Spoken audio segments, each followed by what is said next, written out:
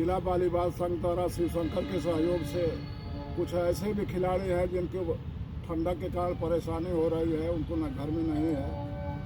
हम जिला वॉलीबॉल संघ द्वारा शिवशंकर यादव के विशेष सहयोग से कंबल वितरण का कार्य किया जा रहा है। सर्वप्रथम आयुष आजा, चलो इधर से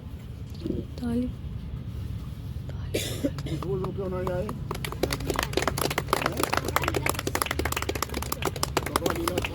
एक मिनट।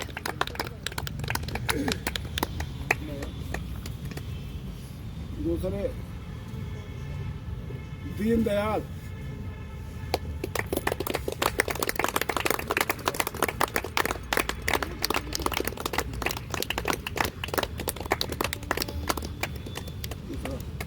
आकांक्षा राय,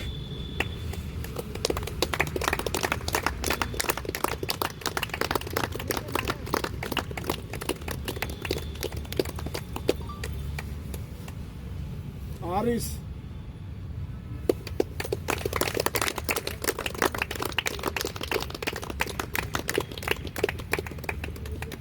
अब यह कमल एक बचा हुआ है जो हमारे दिमाग में चल रहा था, वो आया नहीं है, इसलिए इसको रख दिया जा रहा है। फिर उसको ठीक समापन